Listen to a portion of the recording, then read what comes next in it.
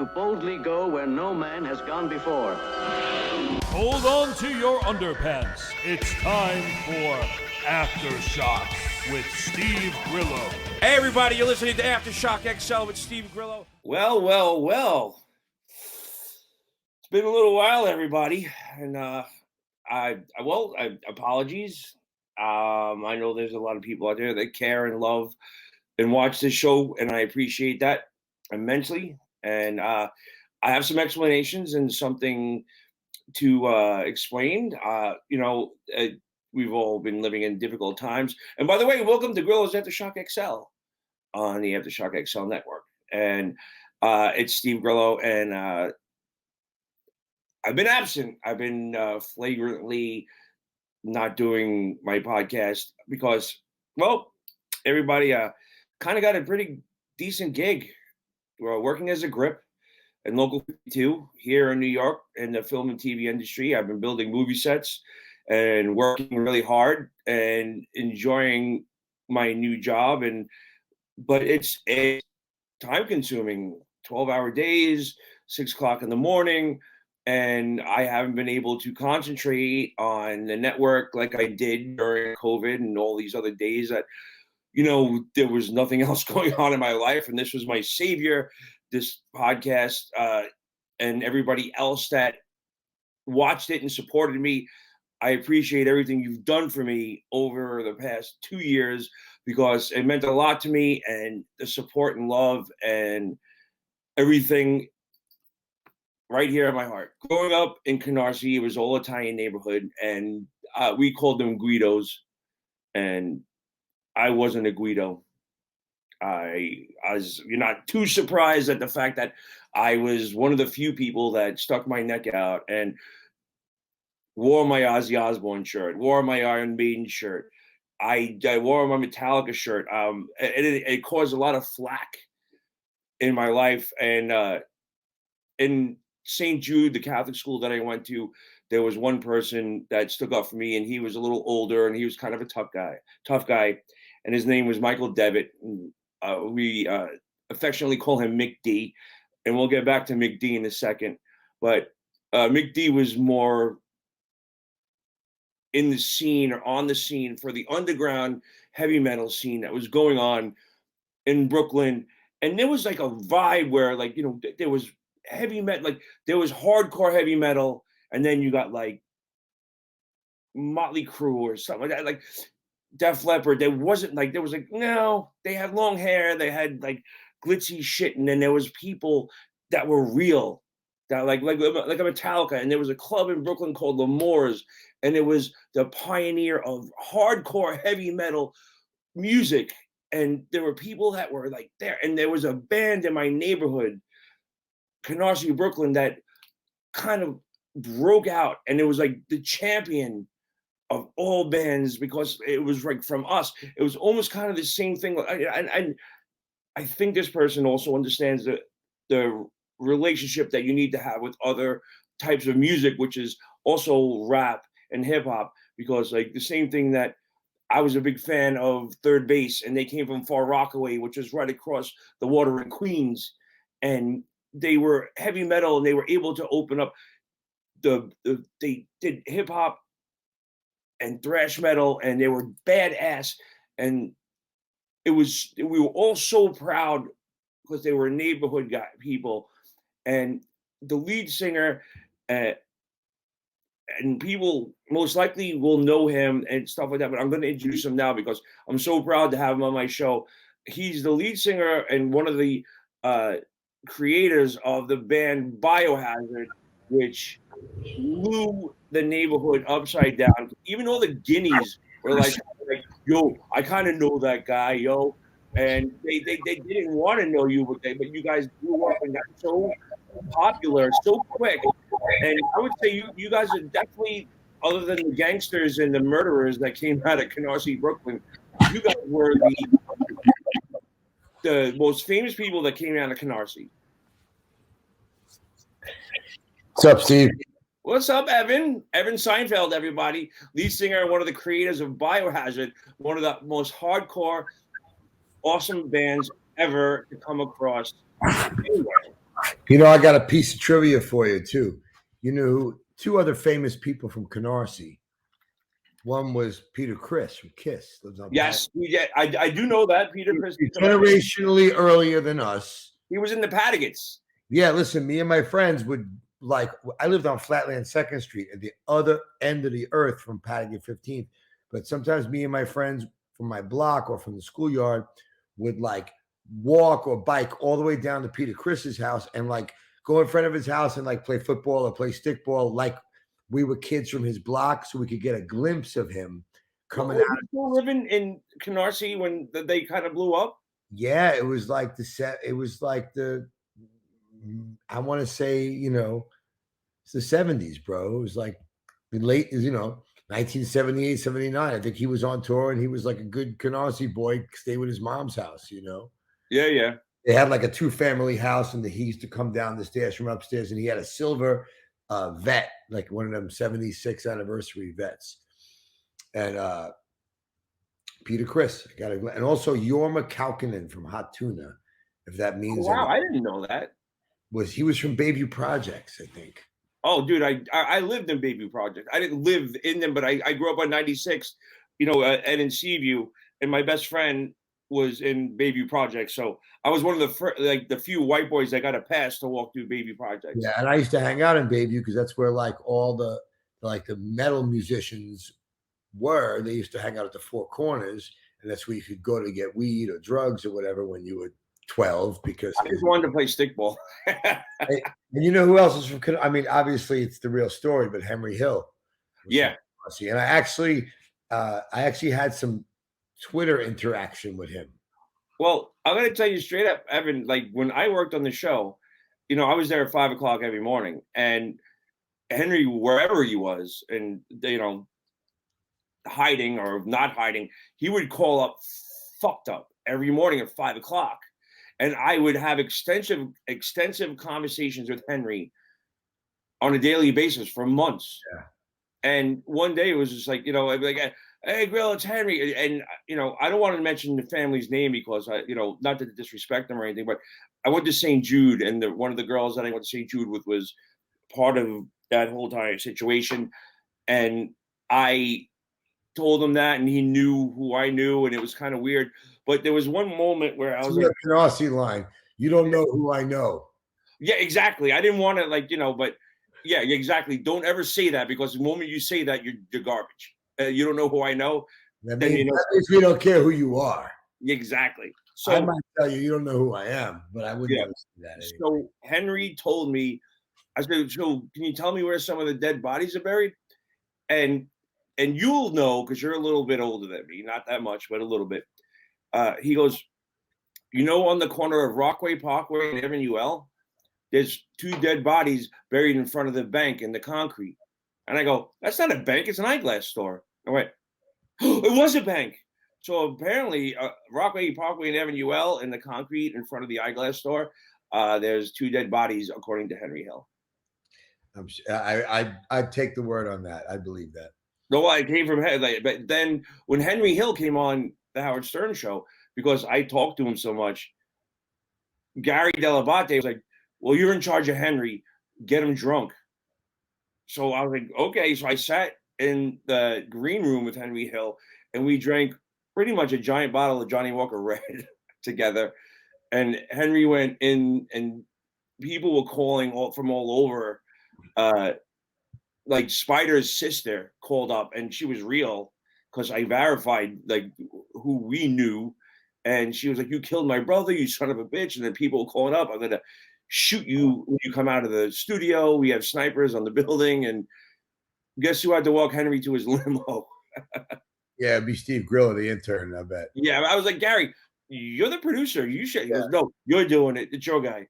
But, your intro was good because we did grow up together, but not really together. Like, we had a lot of mutual friends, and you knew who I was. I knew who you were. Guys, that's one of my favorite stories is because, we all knew who we were. And Mick D, our mutual friend, said that he had spoken to you and Danny, and we were like, yo, our boy Grillo from Canarsie working on the Stern show, this and that, blah, blah, blah. And the first Ozfest ever. Yes. Very first, and I think it was Anaheim, California, correct? It was San Bernardino, or maybe it was Anaheim. well, it was like 1996 or some shit. Well, look, this is going to be fun because this is one of my favorite stories that I tell. So Mick D said, yo, the boy said, if you ever bump into them, make sure you say Mick D sent me. And I was like, okay, cool. So now it's the first Ozfest, and a little bit of trivia. I think you probably know the answer to this. Who opened up the very first Ozfest? Who was the opening band? The first, I mean, we played at it. But no, I know you played at it. We weren't the very first band at all. Who opened up the very first Ozfest? Not sure. Fred Norris from the Howard Stern Show, King Norris. So it's the truth, and I can prove it. I was a big fan of all of Fred's music, and I followed him, and Fred got me tickets and backstage passes. So I flew to Anaheim with one of my best friends, Joe Meadhook, who is a big fan of yours, and he has a couple of questions, and we'll ask that later. So we flew to Anaheim, and I got a backstage pass, and I see, I don't know if you remember this, it said the trailer was Biohazard, and I go, okay, and I didn't knock on the door, and I opened the door, and I walked into the trailer, and I was like, what's up, motherfuckers? And all you guys were like, it was like a needle on the record. I was like, what? I said, just ask you a question. What's up, motherfuckers? And all of a sudden I was like, okay, we're gonna go beat this guy's ass. And I went, Mick D sent me. And you're like, oh, Grillo. Wait, so I found it's been really cold here in New York, and I was looking for some long johns, and look what I found. Oh shit! That's that early Ozfest. No, this was the first Ozfest, bro. Oh shit! Yeah, man. Wait, Biohazard. Biohazard, barely above, just one. King Norris, Fear Factor, Sepultura, Slayer, Danzig, and Ozzy. Yeah, you know you're big when Slayer's opening for you. You're Ozzy. Yeah. And so, do you remember what happened after that concert? Bro, I played 4,000 concerts with Biohazard. No. But that concert was very specific because it was the first time I had ever experienced a sandstorm. Oh, after that concert, there was a massive sandstorm. Wherever we were. Did it say where we were? It was San Bernardino or Phoenix. No, it wasn't Phoenix. It was definitely a cold chamber. It was San Bernardino. It doesn't say where. But I just happened to find this yesterday while I was looking for long johns because it's so goddamn cold here in New York. Mr. I live in Mexico now. Good for you. By the way, you look fantastic. Yeah. I think you just when you fill out an application, do you say you're white or black? I mean, I have a lot of fun with my black arm with all my black friends that I'm blacker than them. Yeah, you're definitely, and you know what? And they usually say, "Well, you're more ghetto than me, but you're not blacker than me." Let me ask you a question: I would love to see it. Is there a picture of 13-year-old Evan Seinfeld at his bar mitzvah somewhere? Oh yeah, I got that. I would love to see that. I got myself. As a matter of fact, I recently uncovered a bunch of kid Canarsie pictures. Me and my friends, I got it. Oh, by the way, so I recently had like a reunion with like my best friends from growing up. So I just did that in December. Eric Glickman, Patrick Pagola, and David Cohen, and we met. It was like a scene out of a movie. It was like we met at Arthur Avenue for some reason. They wanted to meet in the Bronx, and I was staying I'm staying like in Tribeca or Soho or something. So it's a long way for me because I've been living in California for the last better part of 20 years. I lived bi-coastally between New York and LA for many years, and then once my son got old enough to come out to LA, I stopped really going to New York unless it's business. And we met up and we went to eat at the Italian restaurant that they used in The Godfather as Louis, the best veal, best in the city. It's called Mario's or something, but we went and it was really funny because I had recently found a picture of the four of us in 11th grade, So we actually recreated the picture like in the like outside, on the street, everybody's taking a kneel, Oh yeah, everybody did the. So Yeah. I have pictures of my friends in 6th grade where they, during lunch, you had lunch and you get to go to the playground. But we begged the teacher, we were able to go up to the classroom, push all the desks up. And I'm a spaz. I really have no musical or like dancing abilities. But my friends were some of the best break dancers in Brooklyn. And they were all like inventing these moves that these kids are still using now in the back of the classroom at St. Jude. And I have pictures of us in our school uniforms with Adidas and fat laces in the back of the classroom doing head spins and like funhouse kicks and like this shit and it was like no one was doing anything like that. But I love the fact that you guys respected other music. Just like Run DMC and Aerosmith were able to combine you respect, and Beastie Boys as well. Yeah, well, Biohazard, growing up in Brooklyn, you had to have love and respect for disco. And I still to this day, I love disco. I love techno. I love house music. And I loved hip hop. And when hip hop was just jumping off, it was all about New York City. So, like, I really identified, being that I was kind of like, drawn to stand in the gutter all day. I was kind of loved the hip hop lyrics. It was street, But let me ask you a question. Like, and this was my dilemma because as well as I do, there was the rockers and the cougines. Yeah. And you were one or the other. And there was no middle ground. So I was like, it's another question I want to ask you in half a minute, but I was drawn instantly to Ozzy Osbourne, Iron Maiden, all that shit. And it changed me. But I committed to that rocker side. Then thank God I had Mick D to protect me through the Cougine St. Jude days. Because when he graduated, I was like, fuck, I'm on my own. So I had that going on, but I secretly liked Run DMC. I secretly liked the Beastie Boys.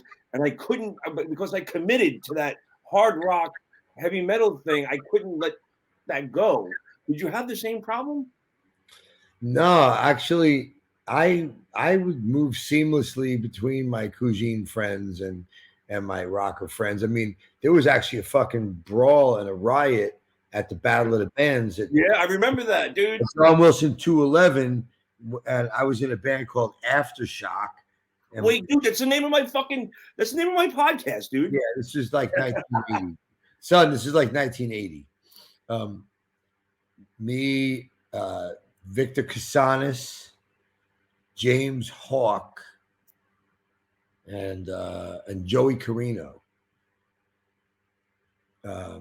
Joey Carino was a full-blown Cougine, like the most Couginest Cougine with like Capizios, played drums at Capizios and had the full DA haircut. I tell you, I flip-flopped around. I went through some phases where I had like a DA in the front and long in the back. Yeah, it's called a mullet. Yeah. Well, it wasn't a mullet back then. It was a DA. Oh, wait. Or there was a tail. Remember that?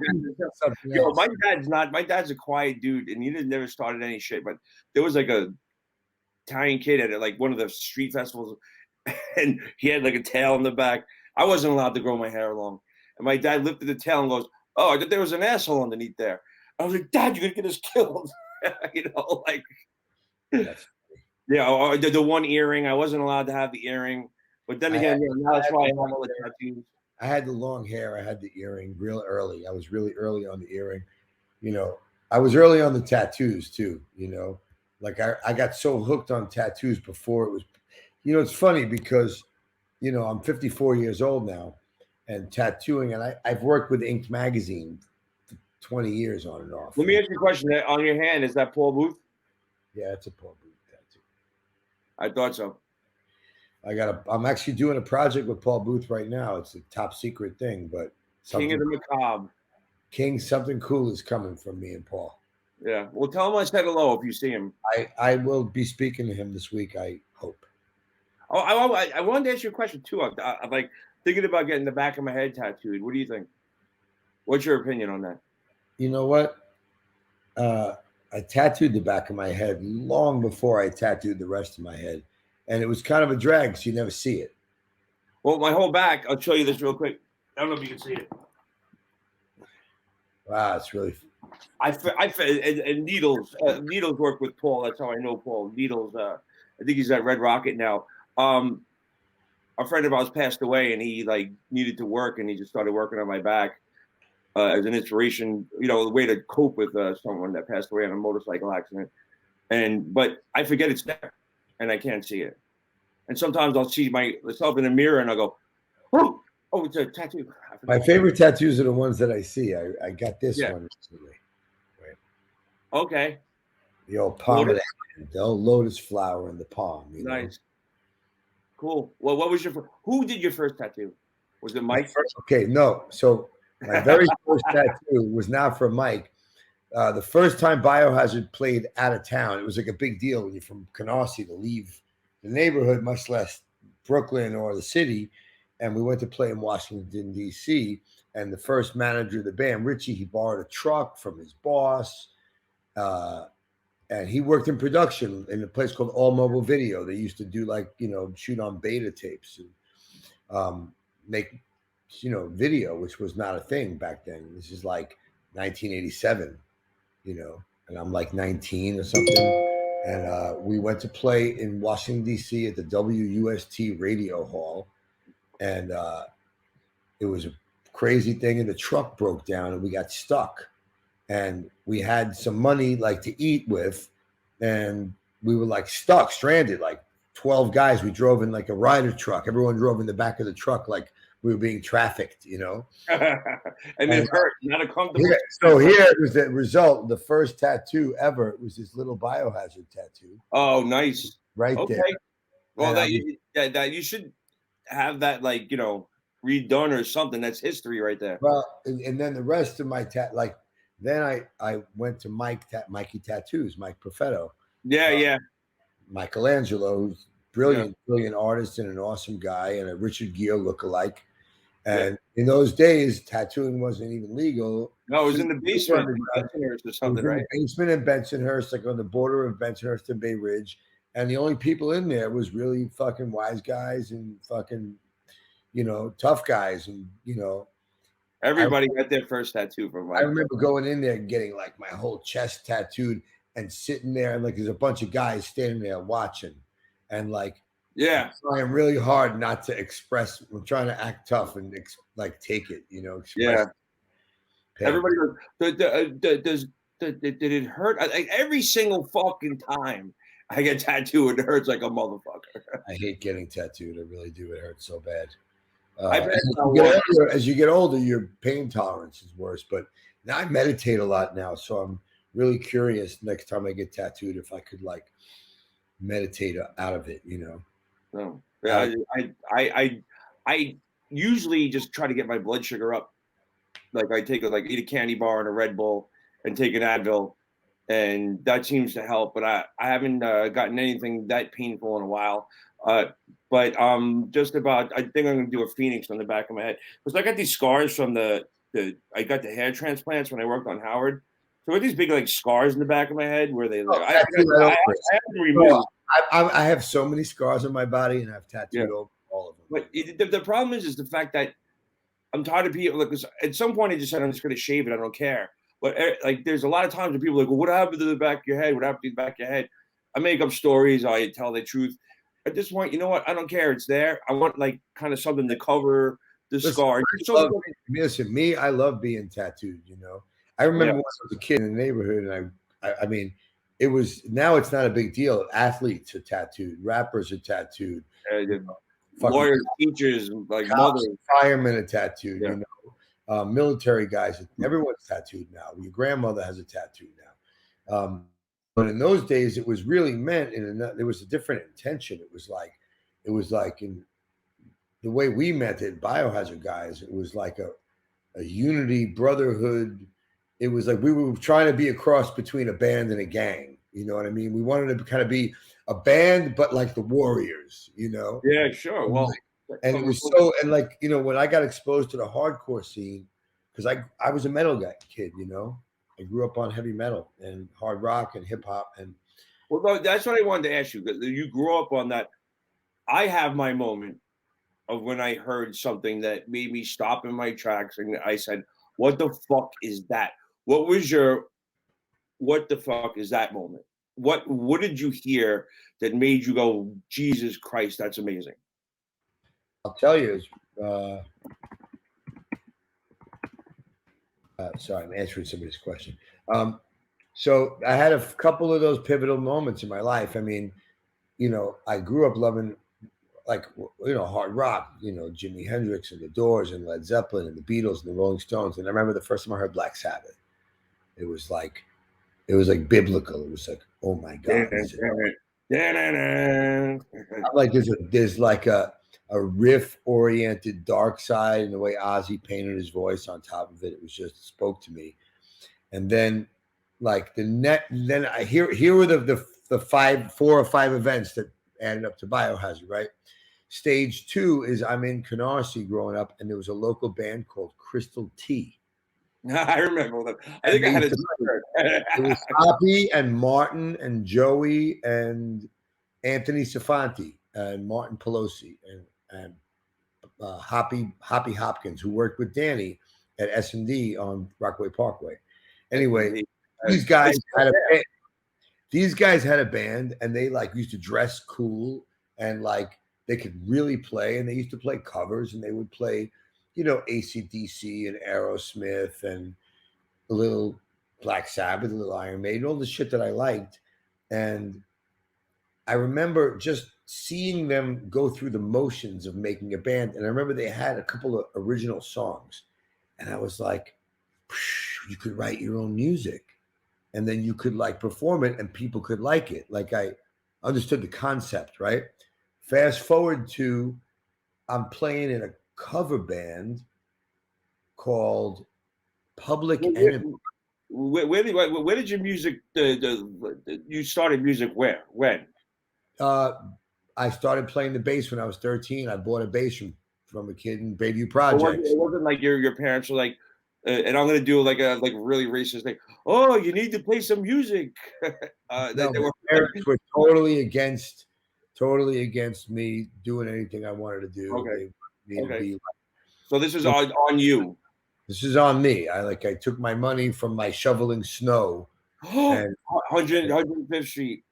I made a fucking promotion in there. Yeah, you go to big houses on the corner, 105th and K, 105th and K. You knock on the door. You say, "We probably paid each other for it." Like I got $5. Be out there for 3 hours sweating. So, I had a cover band that I was singing in part time. It was called Public Enemy, and this is before the rap group Public Enemy. This is probably 1982 or some, probably 15 or 16. And we were kind of like a little more heavier version of that band that we'd seen Crystal T, right? We were trying to follow the neighborhood tradition. And we had a gig in Marine Park at the Hangout on Quentin Road, and we opened up for Carnivore. And when I saw Carnivore, my mind was blown. Because here was somebody doing something heavier than anything that existed at the time. It was like a real pioneer. This is my first exposure to a real artist. It was, rest in peace, my brother Pete Steele, who later became Typo Negative. But I became a roadie for his band. I wanted to carry his shit around, and I wanted to learn and get to know how everything worked and what's it like to have a band. And I just loved the music, and I would grab the mic and sing something and jump in the crowd. And I used to bring a lot of the drugs in those days because we used to get fucked up. Then I remember the next thing that like hit me was I went to college for a year in upstate New York at Oneonta. Stony. Right? 53 bars in a 1 mile radius. Yeah. And a ratio of like 4 girls to every guy. Yeah. So as a kid from Brooklyn, it was a pretty interesting thing, but it was everybody that went to Stony out there loved it. I was bored to death, but I had I got kicked off of campus for getting into a fight and beating up a guy who was like the resident adult at the thing. And they were going to kick me out of school, and they agreed to let me stay off campus. And I got a roommate, and it was a kid who was also from Brooklyn who put me on to the Cro-Mags. I'm friends with Paris, bro. Yeah, I talked to Paris recently. But yeah, Paris is amazing. But this was like literally like 1985, or they had their demo going around. It was before Age of Quarrel came out, and it was like that was like the last that was all I needed to hear. And I was like, what am I doing in upstate New York? I need to go back to Brooklyn and put together a fucking band because I want to do something that's inspired by Carnivore, the Cro-Mags, Kiss, and Iron Maiden, and Black Sabbath, and Judas Priest, and Rob Halford's gay, right? Yeah, I know, of course. Oh, it's funny. We didn't know. Yeah. But can you imagine how many unsuspecting metalheads come to my dressing room? Came out like the trauma. But I remember that I was back in Brooklyn, and I was roadieing for Carnivore again, and they had a gig at CBGB's. Pete at this point had shaved his head and his eyebrows, and I had this 1972 Cadillac Fleetwood Brougham, aka the Dadillac. It was the biggest car in the neighborhood, and it was the only car that could fit Pete's bass amp in the car. So I used to have to go with him, and I had come back from upstate, and they were sharing a studio with Agnostic Front, who the name of it, but I didn't really know the music. I didn't really know what it was, and we walked in the studio, and they were in there playing, like rehearsing, playing Victim in Pain.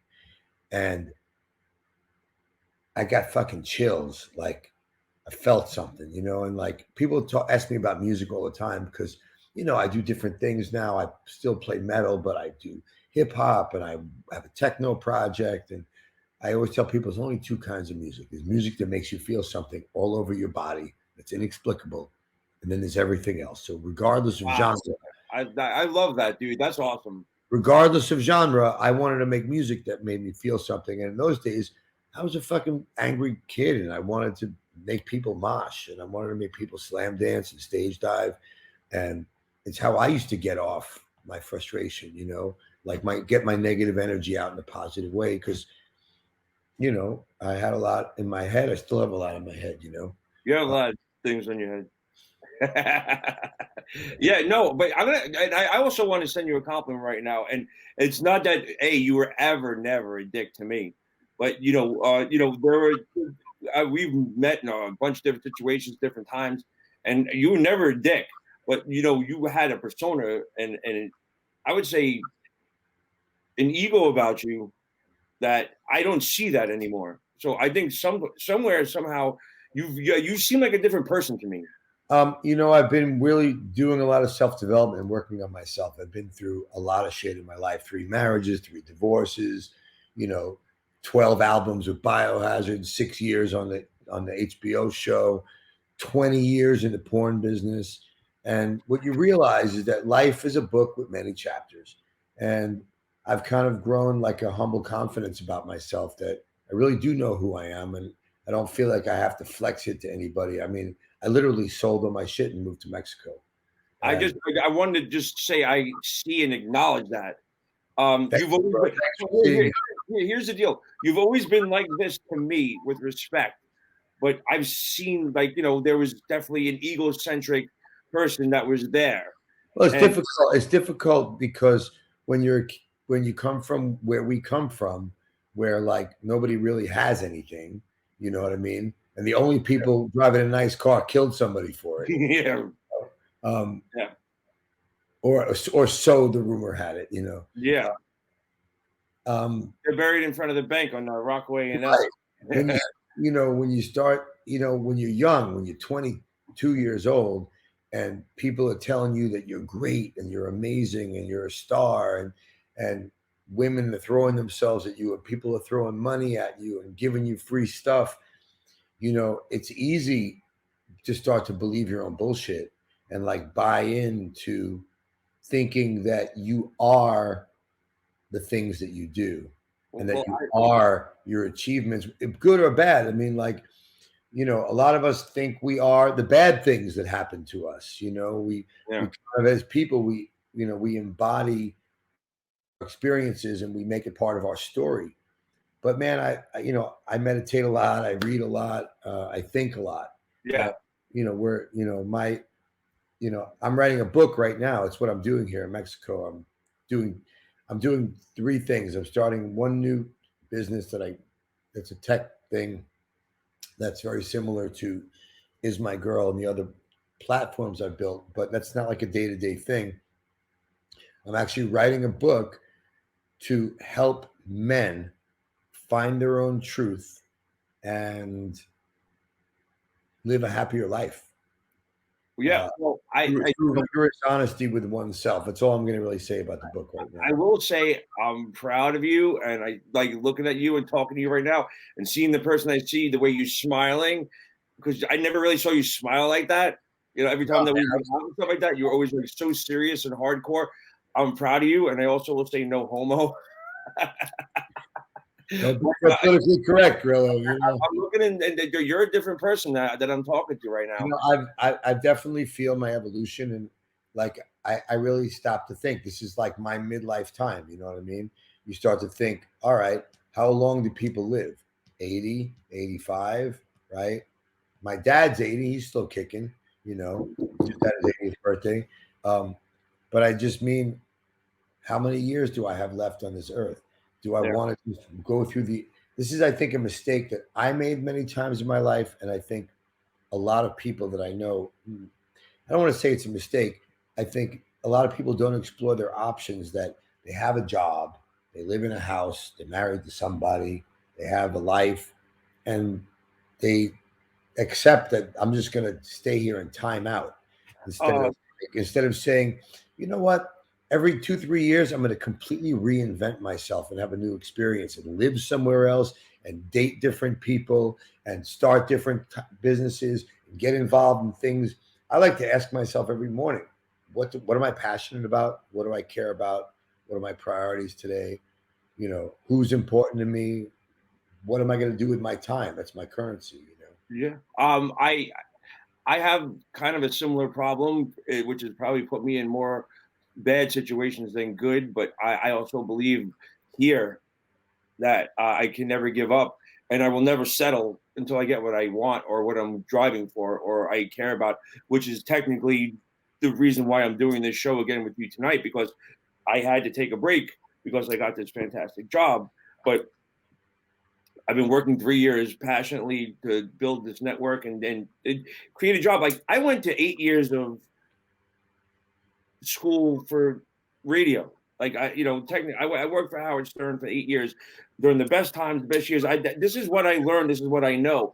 And people are always like, oh, well, Grillo's doing a podcast. Well, what the fuck? You go to school and then you take what you learned and you do it and you make a career out of it. I never thought that I was going to make a career out of radio until I just got bored and started doing a podcast with my friend. You realize you know, that was a great pivot for you. You know what I mean? I applauded that when I heard you were doing this.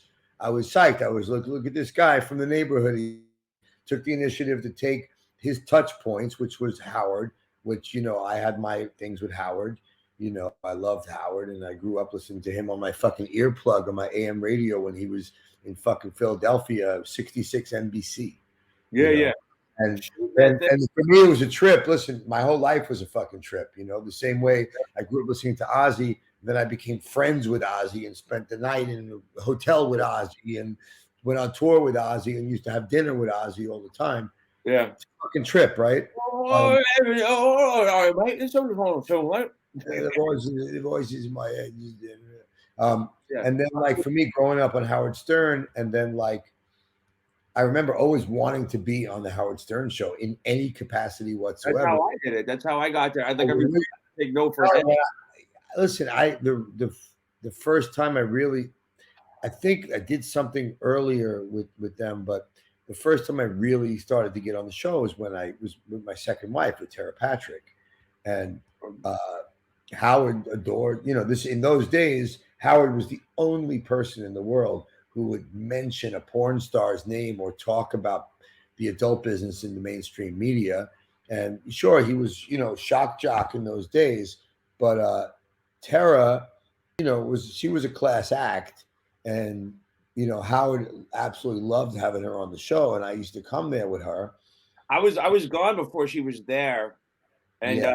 well, here's the fun part of what this whole interview is going to go is we have to get into the transition. I know before you kind of got into the porn thing, because I remember like me, you, and Chuck were at Scores, and you were telling me about the photo albums, and obviously you're a handsome guy and you have a nice penis and you're the lead singer of a hardcore band.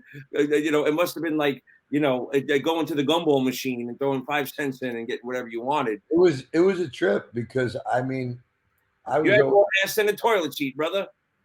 I was always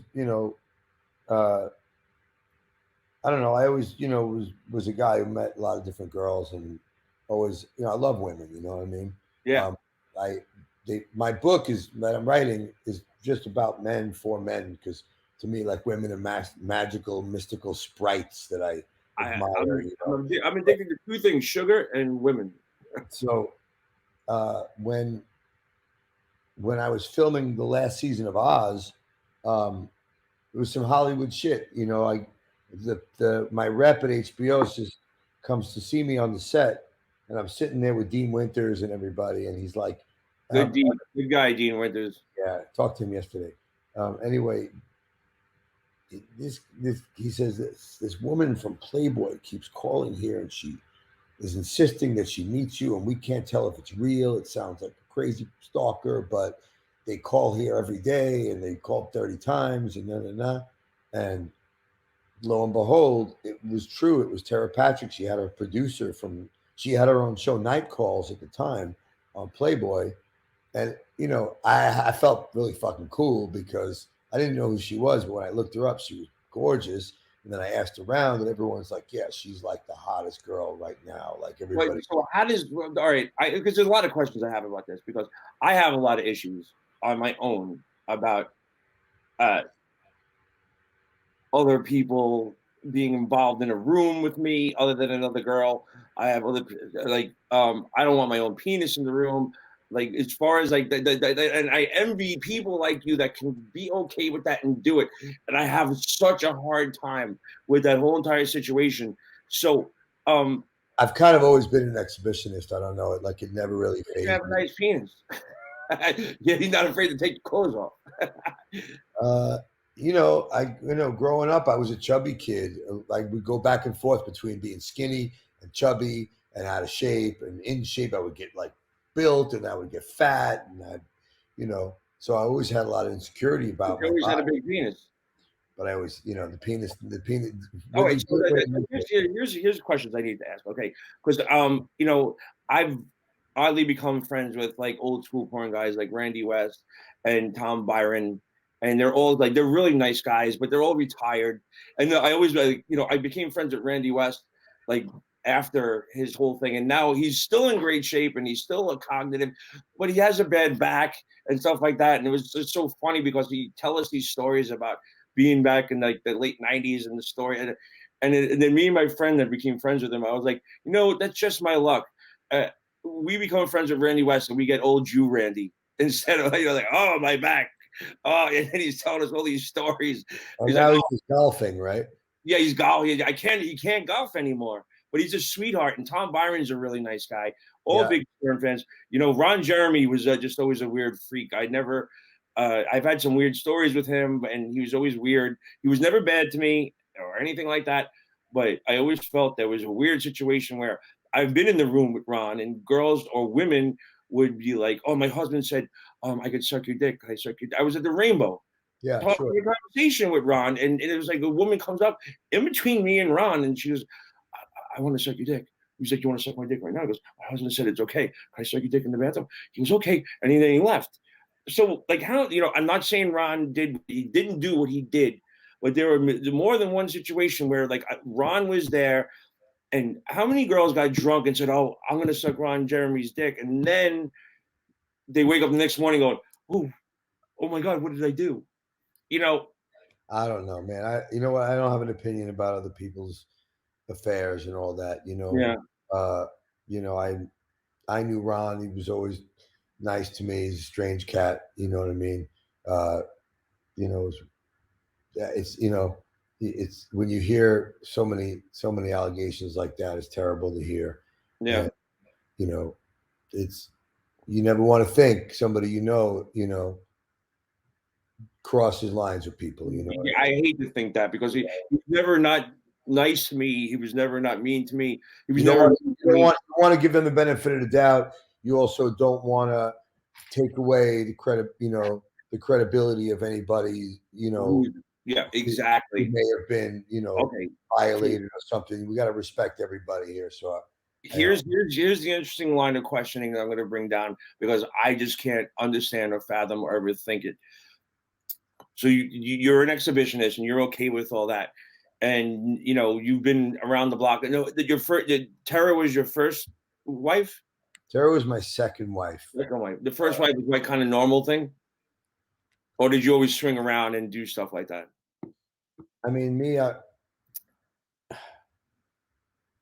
I mean, my relationship with my first wife was pretty normal, but I was a rock star. I was touring around the world. I was never really home. I was doing Yeah. I kind of lived my own life, in those days. And with Tara, when I met her, she right away she was like, she First was of all, she the was in most this band. honest thing in porn possibly ever. Like she just like, I remember Randy West's Up and Comers, like seeing her on there, and I'm like, who is that? Like she had the Yeah, most she didn't honest belong. She was like body, like Tara was like hotter than the rest of it. It wasn't hotter. She was like a different type of girl. She didn't, all the girls in those days were blonde with big boobs, like Jenna. And I never liked Jenna. I never Jenna, liked I liked her as a person. Like Jenna was really cool with me. We were friendly. Because right when I started managing Tara, Jenna was like it. well, And that was because of Howard. yeah, Really? Like, she was Howard made her mainstream. Howard made her a household name, and I saw that path, and I used what I saw that Jenna's successes and failures were, and tried to be strategic in managing Tara. And lo and behold, Jenna just fucking retires right at the peak of Tara's career taking off. Yeah, perfect. And we start getting on Howard Stern, and see, Tara was different because she was a model. Jenna was a personality. Jenna had a star power to her personality, and Jenna was beautiful, but Tara was a model. Yeah. So I used to call up Maxim and FHM and Playboy in other countries and say, "How'd you like to have a cover issue with Tara?" And they would always say, "Oh my God, we love Tara. It doesn't matter what country, anywhere around the world." Yeah. And there was a couple of years when we were married and I was managing her, where like every month I would like go to the newsstand right by our house and pick up all the magazines that she was on the cover of or in. And it was like some months like multiple things. I remember there was one month she was on the cover of Playboy, Penthouse, and Hustler at the same time, like crazy. And Hall of Fame, beautiful Hall of Fame breast. And yeah, so, and what I don't understand is like I couldn't handle watching someone else have sex with someone I love or I care for. So Here's here's what you might not know. I get it. Here's what you might not know though, is that when I met her, she was signed to a contract with Digital Playground, who owned her name. So I had to like get her out of her contract before she could do anything. This was complicated because these are like the worst people I ever came across. Coming from where we came from, where people were like known, organized crime people, there was like at least a code of ethics to it where people had like honor and respect for each other. And these people were like backdooring each other. They're such scumbags, these old school porn people. And like so many people were imagine they owned her name and they said that she couldn't work unless she worked for them. And I had to like get lawyers, and we had to politic, and I had to make a new What if deal. they said her name was Terry Patrick? You know, like would that have made a difference? We Like, thought about it, no, but I wanted to do it right. So I got her out of the deal. We made a contract with Vivid to distribute our own studio, TerraVision, and we did some movies for Vivid. And Tara, when I met her, she said she didn't know if she even wanted to do porn anymore.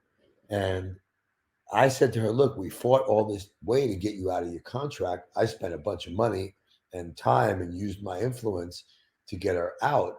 And we were getting offered people coming to me. Larry Flint called me, you know. Steve Hirsch from Vivid called me. My phone was fucking ringing. People were finding my number and saying, you're the guy managing Tara. We want to work with her. Blah. And I didn't know anything but the music business, really, bro. So I just treated her like a rock star, and I acted like Russell Simmons and Leo Cohen, who used to manage me. I just said, I'll do what they would do for me. And I treated her like a star power commodity. And I put her out on the featured dancing circuit. And I mean, nothing was bigger than when Howard would promote one of her dance appearances. She's going to be in Philly at this place, or she's going to be in California, or wherever it was.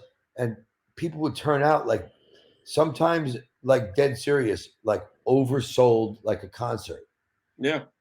And we were making so much money together, but she didn't want to have sex with other guys at this time. She said to me, you know, I love you. You know, I wouldn't want to do that in our relationship. I don't feel like that. I loved it when I did it.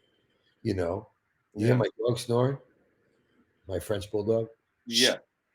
Sweetheart. So she said to me, I said, what are you going to do? Do movies with other girls? She goes, what about you? You do movies with me. And I was like With other girls. it washed over me for a second. Like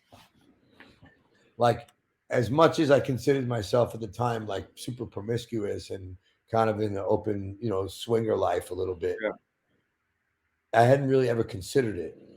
And I was a little bit like, whoa, a little almost nervous, but I thought about it for a second. I was like, fuck yeah, I'll do it.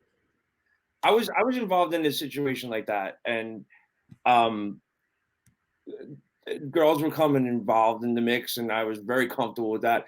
And the person I was with was insistent on me having sex with the other person, and we were in a very intense relationship, and I was okay with that. And I was like more just like happy to be in the room, but she was like, no. And then at some point it came up that, well, what if we brought another guy in? And and you'll appreciate the story before that. And I was like, if I see another guy's junk in anywhere around your body, it's never going to be the same for me. So I was like, if the trade-off is the fact that you're bringing girls home for me so you can do that with another guy, I'm happy to be with you for the rest of my life and never have that ever happen again. And the first time that happened with me, you know who Ralph Sorella is, right? Howard's guy, Ralph.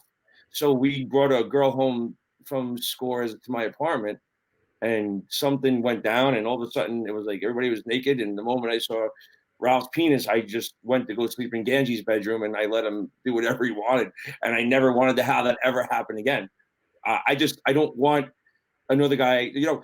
And I have this, and a friend of mine, it was one of the questions that he said he should ask. And this is an ongoing debate between one of my best friends, Russ Brunelli. It was a restaurant on the Upper East Side, and I came and I was bartending and I was getting stuff ready. And I said, I just watched the porno, and, there was two things in one girl's mouth. And I was like, that's gay. And he goes, no, it's not. And it was like, no, but there's a debate of like, if your stuff touches another guy's stuff, is that gay? I've never done that. So, Okay. So, all right. It would seem to me, and like I have a lot of gay friends, and there's nothing. Again, my girlfriend is a lesbian, but like, I guess if you're excited rubbing your penis against another guy's penis, you're at least bi-curious at that point. Yeah. It's never. I'm super hetero myself, so like even when I was, when I owned a big porn company and we were shooting porn movies, and I used to put myself in every movie just because A, I enjoyed it, and B, it was one less person I had to pay. Yeah. You know, You pay yourself though? no, I never paid myself a talent fee. I owned the movies. I owned the Okay, website. well, the same. You could slip in the back door like you pay yourself a salary. No, that's the old school guys. I was always Yeah. very up and up. And I remember, like, every once in a while they were like, oh, right now what's really big is DPs or things like this. And I would be like, all right, let's get Evan Stone and let's get so and so. We'll let them do it. I'm not doing anything like that. Yeah, no. Well, when something's happened on the other thing, it's like it's not happening for me. Craziest night out celebrity like thing that blew your mind. That when I asked you that question right off the bat, I see your eyes moving. You already thought about it. What is it? I don't. It's That not. one thing that where you were like, I can't believe that night went down like that. With who? With what? Like what happened? I don't have one like that. I don't have a hangover story. I had a lot of amazing times with a lot of amazing people. You know what I mean? Growing up in New York, you got to, being an actor, you get to meet everybody. You know what I mean? Uh, you know, um, I don't know. I don't have a good car crash. Like, I have to think about it. I wish you would have asked me. Yeah, okay. No, Yeah, maybe it would have rolled off the head. right off the bat is the first blunt they ever smoked was with Tupac. Like, you know what I'm saying? Like at Club Expo, 1994. Like that was. Oh, that's what I was going to tell you. There's a funny story that you'll appreciate. This real quick. When Jenna Jameson was coming around and stuff like that, and she come on Howard, I thought like she was kind of cute, and then she got the big boobs and stuff like that, and I was like, Tara's boobs were natural; they were fucking amazing. I love that when they're natural. When they're fake, I kind of tend to like go, oh, I next. And then she got the big boobs, and she wasn't that girl next door anymore. But when she did the scene on Private Parts, one of the funniest moments on Private Parts is the fact that Jenna didn't realize she was on a legitimate movie set. And she's at the craft service table, and she's butt ass naked, and she's like picking out snacks, and she's butt ass naked, and the whole crew, all the guys just standing there like, and they don't know what to think. And Betty Thomas, the director, comes walking by, and she's like, she looks at the guys, she looks at Jenna, and she's like, Jenna, put a fucking robe on. Like she doesn't. Okay, I got a little one for you in that range. So, friend of mine, a friend of mine is a producer at DreamWorks, and when Tara was big, we used to get calls for her to be in like mainstream movies, and she didn't really like acting. She just liked to be herself. She liked being a personality. She loved her radio show, TV show, things like that on Playboy. And I get a call from Espo, and he says, we're making the new Will Ferrell movie. It's called Blades of Glory, and we want to give you a producer credit if you can bring Tara and another big name star to the set to be in a shot with Will Ferrell. So, fuck yeah. So I get Stormy Daniels and Tara Patrick, and we go down to the set to the, it's like fucking Paramount Studios, like in Hollywood, like we're on the fucking movie set, like the real set, and it's like a sound stage. And the scene, if you've seen Blades of Glory, they talk about he's a figure skater. He's the only man to win a gold medal in the Olympics and an AVN award as best male performer in a porn movie. And they show a faux porn video box cover called The Iceman Cometh. And he's wearing some kind of like loincloth thing. And Tara and Stormy are like on their knees, like holding his legs. And we get to the set, and the place is like, it's about 200 people in the place. And I'm thinking to myself, I mostly work on television. I hadn't done a lot of movies and no big movies. So I was like, I wonder what all these people are here for. Shh. And the director gets on I think it was like the AD. He gets on like the megaphone, and he goes, I know today is a highly irregular day, but I have to tell you, I've never seen many people on the set in my life. Every guy that worked in every department of the entire studio and soundstage Yeah. wanted a fucking glimpse Yeah. of the porn stars of Tara Patrick. Yeah. This was, and then I did something else with that movie, Tropic Thunder, too. But it was funny because people would people used to come unglued, you know. Tell you a funny one. One time I was living in Sherman Oaks and I was going to the Erotica LA convention, which is like the big LA porn convention. And I had like a party bus come to my house and bring all the girls by the house. We were going to like have a drink at the house and chill out before we went to the thing. Right. Yeah, something like that. And I don't drink alcohol 30 years, but anyway, we're in the house. The girls are all dressed up, super slutty. And all of a sudden, it's a knock on my door. And it's these two little guys. And they look really nervous. And I'm standing there with my shirt off, I got my leather pants on. And I see this whole group of people across the street looking like leering. And I'm like, can I help you with something? And the guy goes, you're going to love this. This is for you. This is the story you wanted. He goes, we know who you are and what you guys do, and we don't want that here on our block. We heard you're filming porn here, and we don't like that. And I was like, are you guys for real? This is the Valley. Everybody's filming porn everywhere here. That's what we do here. That's why you would live here. I don't know why you would bring your family to the porn valley, but okay. I was like, well, you can rest assured. I said, I'm the guy who owns the company. I'm not filming porn here at my house. I have a studio in Van Nuys. I was like, if you want to come by the set and check it out, let me know. And they go, no, we want you guys to move. Here comes Brooklyn. So I start to fucking blow smoke out of my nose, and I come out of the house and I start backing these guys up. And I'm like, you guys are really fucking pathetic. I go, did your wives put you up to this? And right at that moment, there was a girl who signed to contract to my company named Lucy Lee, a Chinese girl. She comes outside and she smacks one of these guys in the head with a fucking apple that she was eating. And it like blew up off his head. And the other guy ran. Right? Two grown men. One guy, ow, my head. The other guy ran because an 80-pound Chinese girl hit him with an apple. So she comes outside and she starts spitting and cursing, and all the girls are out of the house now in clear heels, you know. And I held like a fucking town hall in the middle of my street in Sherman Oaks with the party bus running on the meter. And I was like, what is your people problem? We don't film porn here. This is fucking America. My industry is fucking legal. I go, and if you guys are so against porn, how the fuck do you know who any of these girls are? And one guy goes, I watch Howard Stern. And I was like, well, Howard Stern likes porn, so you're doing something wrong here, guy. Yeah.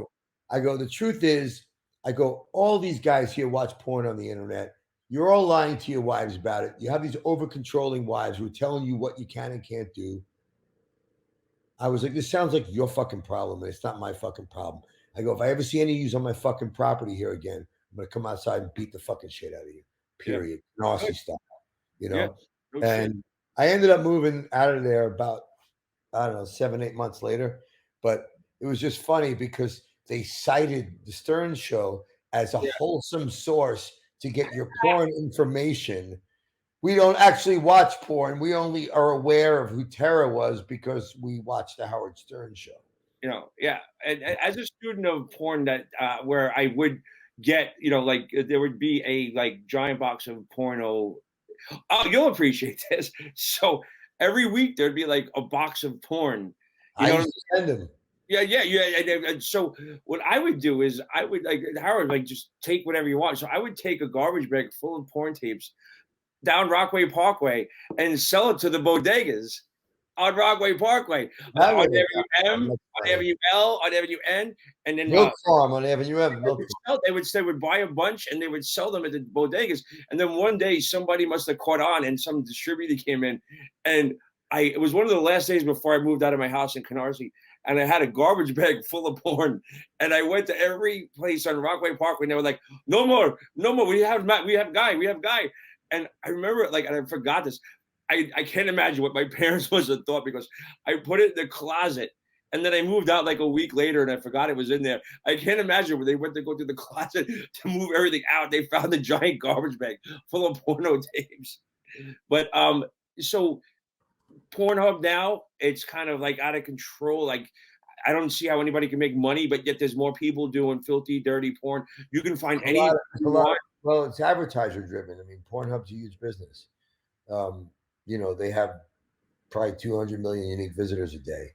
So, you know, the webcam sites and the other, you know, other products, you know, dick pills and things like that. It's very sound advertising for them, and it I'm converts. talking about, like, what about the fact that there's anything you can find? There's the hottest girls doing the most filthiest things. Like, if I, like, feel like I'm a little dirty today and I want to watch a girl, like, have, like a throat pie or something like that. Like, I can find some of the hottest girls doing most of the disgusting things. These people are just doing it for the fun of it. I'm talking about the people that submit the videos. How are they making money? I mean, like, for instance, Pornhub, they have like a model program, and if you're a creator, you can monetize your videos there. Oh, you can. Okay. And other than that, people use their videos to build up their brands, to sell other exclusive There's content. so many. Or I use, like, and never see the same girl twice. well, listen, the business has changed. I mean, I built the platform Is My Girl, in 2017, which was a huge competitor of OnlyFans, still is. And, we offer a lot of features that OnlyFans doesn't have, a directory and live streaming and this and this. But, the pandemic was incredible in some ways because, 20 million people lost their jobs, and making porn from your iPhone became really easy. And, or not even porn, making sexy, cute content even. Yeah. And, it was a very interesting time. So, go ahead. I think more money is changing hands in the porn business than ever before. It's just different. People are willing to pay for exclusive content. In other words, yeah, there's an unlimited amount of porn. But if there was some girl that you thought was so hot that worked at your job, and you heard she had an Is My Girl or an OnlyFans, and you could see her, well, that's what the business has become now. Seeing a regular porn star that everybody's seen 1,000 times, unless you're really infatuated with that person, has lost a lot of its value. Where, like, these new, like, kind of sex symbols from social media, these Instagram models, Snapchat girls, where they've built this following without any actual, like, doing mainstream porn. Yeah. Just, it's empowering, and it's great. It's turned the industry from something that was exploitive towards women into something that was empowering, because the people who control the industry are the people who control the content. I like the fact that, regardless, there's always got to be a penis involved, which makes me uncomfortable because I'm more focused on the girl. But you don't have to see the guy's face anymore. It's just the penis. And it's like, because growing up, like, everybody, there was that core actors, it was like Tom Byron, Randy West, Peter North. They were like the main guys and stuff like that. But now you don't even know whose dick it is, and that's great. It's like, I don't want to see the guy's face. I don't want to hear him moan. I just want to see him finish, and then that's that. But Evan, let's wrap this up, because I know you want to go check this game out. I want to thank you so much. We definitely got to do this again. You got a lot of shit going on. Why don't you tell everybody what's going on? And coming up soon is my podcast, Bad Seinfeld. Should be out. Hopefully, I'm gonna get your software. Should be out hopefully in February. I got some. Whatever I can do to help you out. I got you. I'll let you know. You'll give me a shout out. And ismygirl.com. We're pumping that. If you want to make money as a model, or you want to check out one of our 40,000 incredible models, go to ismygirl.com. And working on my book right now and some new music projects. You'll be able to go to. Can you call your book Seinfeld? No, I have a name for my book. I just don't want to give it out just yet. Okay, no. I just saying. I'll hit you back with some links, but for now, people can just follow me on Instagram if they want. All right. One last question that my friend wanted to ask is, okay, Human Centipede. Where are you? Whose lips are your ass touched to? And what food are you eating? And who's on your ass? I've never seen it, so I don't know. The Human Centipede. That was that movie where that crazy doctor attached people. One person was the head, and then there was a middle person whose lips were sewn to someone's intestine that went through theirs, and it went through another person's lips. You never saw Human Centipede? No. Okay. No, it would be so. I've always been a giver, not a taker. So wherever that would put me in there. Okay, so if you didn't see it, then it's all irrelevant. But thank you so much, brother. If I don't pee right now, I'm gonna wet my pants. I'm gonna go watch the Rams. Okay, go ahead. And if that's your team, I'm rooting for them. I'm a Jets fan, so I'm gonna go watch the Rams. Poor man. Evan Seinfeld, everybody. Biohazard. Straight out of Canarsie, old school friend, and I appreciate everything you've done, bro. Thank you. Thanks, Steve Grillo. Later, bro. You can watch this show on the AftershockXL Network YouTube channel. Listen to this show anywhere, anytime, on any device, wherever you stream your podcasts.